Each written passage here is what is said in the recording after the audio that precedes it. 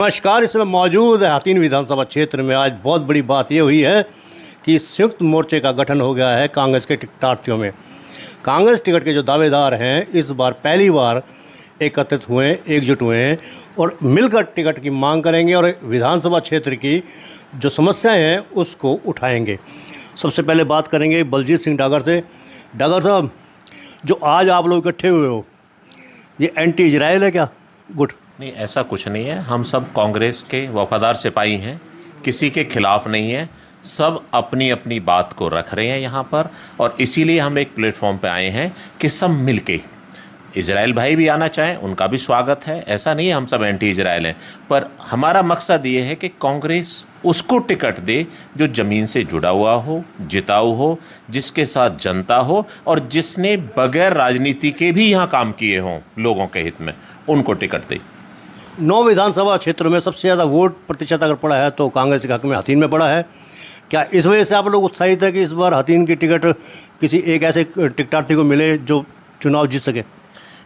इस उत्साह के पीछे बहुत लंबी एक हमारा संघर्ष रहा है। ऐसे ही उत्साहित नहीं हुए हैं हम। पिछले लगभग 2 साल से यहाँ जनता के साथ जनता की समस्याओं को उठा रहे हैं। चाहे मंडकौला कट की बात हो, चाहे यहाँ किसी भी क्षेत्र के काम की बात हो, चाहे एक और मांग है जो हमारे मेडिकल कॉलेज की हथीन विधानसभा क्षेत्र की थी, हम हर प्लेटफॉर्म पर उसको उठा रहे हैं कि वो मेडिकल कॉलेज हथीन विधानसभा में बने और वो शहीद दादा काना के नाम पर हो।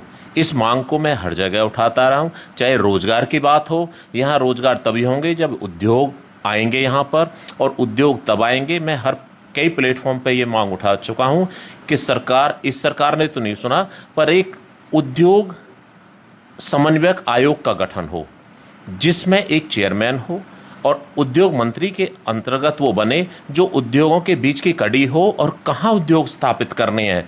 पर सरकार ने उस पर कोई ध्यान नहीं दिया। उद्योगों का कोई समन्वयक कमेटी नहीं है। उद्योगों को क्या समस्याएं आ रही हैं, इसीलिए हरियाणा में कोई नया उद्योग नहीं लगाना चाह रहा। इसीलिए यहाँ नए रोजगार, सरकार ने रोज़गार ख़त्म कर दिए। सरकार ने खुद ठेकेदारी में कर रहे हैं, ना कोई रिजर्वेशन है उसमें, और प्राइवेट के रोज़गार इसलिए नहीं है कि नया कोई उद्योग नहीं आ रहा। तो अगले 3 महीने बाद आप देख लेना, ये सब पॉलिसी धरातल पर लागू होंगी और यहाँ उद्योग भी आएंगे। और हथीन जो सबसे पिछड़ा हुआ क्षेत्र कहलाता है, अगले 5 साल में यहाँ से जो भी कांग्रेस का हम में से विधायक बन के जाएगा उसके साथ मिल के काम करेंगे और यहाँ सबसे पहले उद्योग जगत यहाँ स्थापित होगा। मंडकौला ऐसा क्लस्टर है जो हर तरह से पोटेंशियल है उद्योगों को लाने के लिए, उद्योगों को आकर्षित करने के लिए। यहाँ पर पूरा विकास होगा और एक उद्योग के साथ 50 उद्योग, सब एंसिलरीज अपने आप आते हैं, बड़ा उद्योग आएगा। और रोज़गार के लिए हमारे बच्चों को दिल्ली, फरीदाबाद, गुड़गांव नहीं जाना पड़ेगा, यहीं पर रोजगार लगेंगे। इस ध्येय के साथ हम सब इकट्ठे हुए हैं। विधायक प्रवीण डागर के कामकाज को आप किस प्रकार से आंकते हैं? विधायक प्रवीण डागर के कामकाज को देखो, बीजेपी में विधायक प्रवीण डागर नहीं, किसी भी विधायक की नहीं चली। यहाँ सरकार नौसिखियों की सरकार कहूँगा मैं इनको खुद पता ही नहीं है कि हमें काम क्या करना है। इनको तो जो अधिकारी हैं वो चला रहे हैं, वो अपना उल्लू सीधा कर रहे हैं। क्या पॉलिसी बंद करनी है, क्या लागू करनी है, वो हो रहा है। और ये हरियाणा ही नहीं है, आप राजस्थान में देख लो। राजस्थान में जो पहली बार एमएलए बना उसको मुख्यमंत्री बना दिया, उसको अगले 5 साल तो ये समझने में लगेंगे कि मुख्यमंत्री क्या है। ऐसे ही हरियाणा में हुआ है। पिछले 5 साल तो खट्टर साहब को ये समझने में लगे कि मुख्यमंत्री की अधिकार क्षेत्र क्या है, अगले 5 साल वो कुछ कर नहीं पाए। जनता, कभी हरियाणा 1 नंबर पर हुआ करता था, आज हरियाणा की गिनती तो 5वें नंबर पर है, 6ठे नंबर पर आ गया अब तो। महिपाल जी, आप जिला पार्षद रहे हैं और कांग्रेस यहाँ पर अजमत खान के बाद से सत्ता में नहीं आई है। विधायक पिछली बार अगर हुड्डा सरकार में 2009 में अगर आए भी थे तो निर्दलीय जीते थे, चौधरी जलेब खान, उन्होंने समर्थन दिया था कांग्रेस को।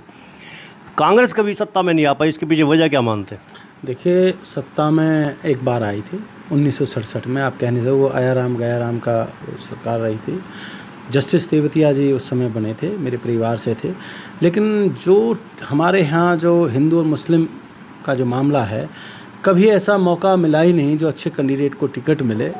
लेकिन एक बार चौधरी हर्ष कुमार जी बने थे विधायक, जो चौधरी बंसी लाल जी की पार्टी थी। लेकिन कांग्रेस, हम यही जो संगठन अपना बनाया है कि हम में से किसी को अच्छे व्यक्ति को टिकट मिले, और टिकट मिले विधायक के बाद कि जो नए विधायक बने हैं, जैसे आपने एक बात उठाई थी वे विधूड़ी, लेकिन हम में से कोई जो विधायक बनेगा हमारे ऊपर किसी का कब्जा नहीं रहेगा। जैसे भाई ने उद्योग की बात की, हम उद्योग लगाने का काम करेंगे, कोई मेडिकल कॉलेज लाने का काम करेंगे, अच्छा हमारे यहाँ सड़कों का निर्माण होना चाहिए, जो हॉस्पिटल्स की जो सुविधाएँ हैं वो ज़्यादा मिलनी चाहिए। जो बेचारे गरीब हैं, आज जो सरकार कहती है भाई हमने इतने करोड़ आदमियों को राशन दिया, जो गरीब है आज उनको भी राशन नहीं मिल रहा। और हमारे यहाँ जो भ्रष्टाचार है वो बहुत ज़्यादा है, और कोई भी लगाम अधिकारी के ऊपर नहीं। कोई विधायक अपनी बात को लेके जाए ना, कांग्रेस के टाइम में ऐसा तो होता था, मैंने कई सांसदों के साथ काम किया है, विधायकों के साथ किया, अधिकारी एमएलए के पास आते तो एमएलए ये कहता था भाई ये काम डीसी साहब और एसपी साहब होता है। लेकिन आज इस सरकार में विधायक जब एक डीसी एसपी के सामने जाते हैं वो अपना काम नहीं कर पाते, तो ऐसे ही सरकार को क्या करेंगे भाई? जब तक विधायक को पूरी पावर नहीं होगी, अफसर को बुला के जब वो काम किए जाएंगे, जब विकास कार्य होंगे।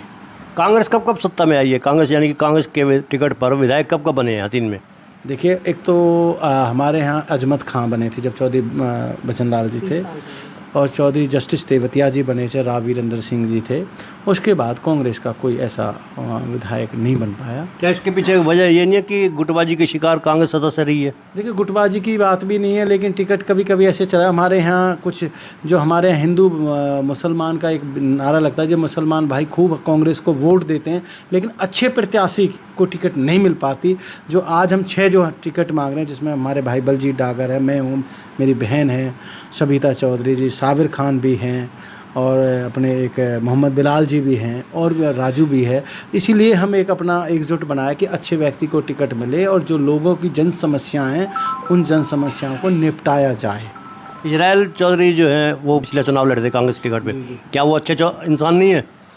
देखिए, सब इंसान अच्छे हैं, लेकिन काम करने का तरीका, अब मैं कहना चाहूँ, अब बन तो जाते हैं, लेकिन आपने कि मैं जिला पार्षद रहा, अपोजिशन का जिला पार्षद रहा, मैंने इस सरकार में 9 तो सड़कें बनवाई, मैंने रोज़गार भी दिलवाए, मैंने कुछ ऐसे काम कराए जो विधायक भी नहीं कर पाए। आपको शायद पता नहीं होगा, हतीन में बिजली की इतनी भारी संकट था, मैंने वहाँ के जो 31 MB के ट्रांसफार्मर्स बदलवाए। लेकिन यहाँ बनने के बाद ना वो चंडीगढ़ जाते हैं, उन्हें बेचारों ने कभी चंडीगढ़ देखा नहीं होगा। लेकिन महिपाल बंधु की तो विरासत दिल्ली में और अपने इलाके में रही है। जस्टिस तेवतिया, मेरे दादा खुद कांग्रेस के अध्यक्ष रहे, मिनिस्टर रहे, और वो एक समय ऐसा भी था नरसिंह राव के टाइम में वो टिकट बांटने वालों में थे, पार्लियामेंट के दीपचंद बंधु जी। लेकिन मुझे तो अनुभव भी है, मेरे भाइयों को भी अनुभव, मेरी बहन भी 10-15 साल से है, हम तो अनुभव व्यक्ति हैं।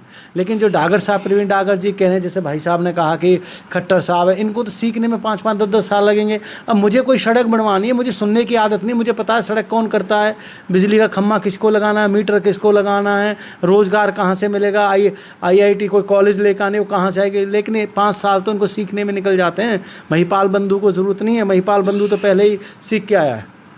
सविता जी, कांग्रेस ने आज तक महिला को टिकट नहीं दिया है, फिर आप प्रयास क्यों कर रही हैं? क्योंकि आपको पता है कांग्रेस टिकट देती नहीं महिलाओं को, फिर भी आप प्रयास किस लिए कर रही हैं? देखो, राजीव गांधी जी का सपना था 33% महिला को आरक्षण मिले, उन्होंने पंचायत में दिलवाया। लेकिन अब राहुल गांधी जी अपने पिताजी का सपना पूरा करेंगे, 33% आरक्षण महिलाओं को देंगे। और डिस्ट्रिक्ट में मैं अकेली महिला हूँ, 19 साल से लगातार महिला कांग्रेस की अध्यक्ष हूँ, 10 साल से हरियाणा की मीडिया प्रवक्ता हूँ। तो पार्टी को लगातार एक कार्यकर्ता के रूप में सहयोग कर रही हूँ, पार्टी के साथ मिलकर काम कर रही हूँ। जो आवाज़ महिला कांग्रेस उठाती है वो आवाज़ ऊपर तक पहुँचती है। आपको पता है कि महिला कांग्रेस का ही संगठन पूरे हरियाणा के अंदर, महिला कांग्रेस का एक ऐसा संगठन था जिन्होंने पूरे हरियाणा में काम करके दिखाया, चाहे वो यात्रा निकाली, चाहे कोई भी काम करे, या महिलाओं की आवाज़ निकाली। सबसे ज़्यादा अत्याचार महिलाओं के ऊपर भाजपा सरकार में हो रहे हैं, लेकिन सब आवाज़ उठाई तो महिला कांग्रेस ने आवाज़ उठाई। तो हम भी मानते हैं हमारी आधी आबादी है, आधा हक है, हमारा अधिकार है, और अधिकार मांगना कोई गुनाह तो नहीं है। हाईकमान को सोचना चाहिए कि एक महिला इतने दिन से कार्य कर रही है। पुरुष के लिए राजनीति करना बहुत आसान है, महिला के लिए राजनीति करना बहुत कठिन है। क्योंकि एक महिला जब घर से निकलती है तो 3-4 परिवारों की इज्जत को लेकर संजोग के निकलती है, और बच्चों का टिफ़िन पैक करना, पति का टिफ़िन पैक करना, घर का काम करके वो महिला घर से बाहर निकलती है। पुरुष तो राजनीति में भी हैं, वैसे भी हैं, वो तो अपना नहा धो के, उन्हें तो कोई घर का काम तो देखना नहीं है, वो राजनीति में इसलिए आगे निकलते। लेकिन एक महिला की राजनीति करना बहुत कठिन है, और मैं मानती हूँ इस चीज़ को क्योंकि मैं 19 साल से राजनीति में हूँ, समाज की सेवा कर रही हूँ। मुझे पता है किस तरीक़ा से जेंट्स तो 7 बजे भी निकल जाएगा, 6 बजे भी निकल जाएगा, लेकिन एक महिला अगर मुझे 7 बजे निकलना तो 4 बजे उठना पड़ेगा, अपना घर का कार्य करके, अपने पति का, अपने बच्चों का टिफ़िन पैक करके, अपने माता पिता को दे के तब वो राजनीति में निकलती है। समाज की सेवा। लेकिन हाईकमान में जो आपका रिपोर्ट कार्ड गया वो जिला परिषद की हार के साथ भी गया है कि जिला परिषद का चुनाव आप बुरी तरह चाह रहे थे। देखो, ये तो कोई पार्टी का सिंबल तो था नहीं, पार्टी ने कोई मुझे टैग तो दिया नहीं है भाई हाथ का पंजा है और आप इस पे चुनाव लड़ो। ये तो मेरी इच्छा थी, मेरा मन था, मेरी 8 गांवों ने मुझे पंचायत करके चुना और मैंने मेहनत करी, 3 साल लगातार लोगों के बीच में रही, एक एक घर जाके डोर टू डोर किया। ये तो हार जीत तो चलती रहती है, जब 4 पहलवान अखाड़े में लड़ते हैं जीत तो एक की होती है,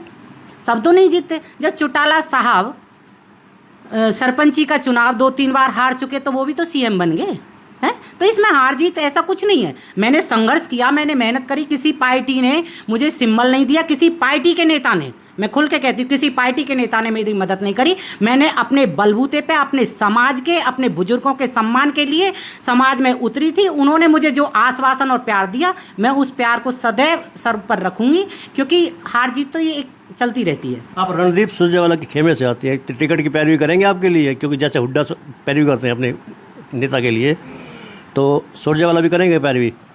देखो, वकील मजबूत होना चाहिए और हमारा वकील मजबूत है। सब अपने कार्यकर्ता की करते हैं, चाहे वो हुड्डा साहब हैं, चाहे वो शैलजा मैडम हैं, चाहे रणदीप जी हैं। उन्हें बस ये देखना है कि हमारा कार्यकर्ता क्या कर रहा है। सबसे पहले तो कांग्रेस की सर्वे होगी, सर्वे के अनुसार जो नाम जाएगा, चाहे हमारे भाइयों का नाम जाए, चाहे हमारा नाम जाए, हम साथ रहेंगे और हमारे जो वकील हैं वो हमारी लड़ाई तो लड़ेंगे ही। हुड्डा साहब भाई की लड़ाई लड़ेंगे, रणदीप जी हमारी लड़ाई लड़ेंगे, सब एक हैं। ये एक साथ मिलकर इनकी कमेटी बैठेगी और एक साथ मिलकर लड़ाई लड़ेंगे। अगर भाई सक्षम है, भाई की ज़्यादा सर्वे है या कैसे भी है, और अगर महिला में जाती है तो हमें मिल जाएगी और जेंट्सों में जाएगी तो भाई को मिल जाएगी। यदि आपके इलाके में कोई भी समस्या हो तो आप हमारे चैनल में दिए हुए नंबर पर संपर्क करें। हमारी कैमरा टीम आपके इलाके में आपकी समस्या को सुनने के लिए पहुँचेगी। हम आपकी आवाज़ को वहाँ तक पहुँचाएंगे जहाँ तक आवाज़ पहुँचनी चाहिए, क्योंकि वैभव क्रांति चैनल आपका अपना सच्चा हितैषी चैनल है। अभी तक आप देख रहे थे वैभव क्रांति चैनल। पूरी वीडियो देखने का आपको दिल से आभार। साइड में जो आप देख रहे हैं, चैनल को आप लाइक करें, फॉलो करें, सब्सक्राइब करें, कमेंट बॉक्स में एक प्रतिक्रिया दें, इस लिंक को ज़्यादा से ज़्यादा शेयर भी करें। धन्यवाद। जय हिंद, जय भारत।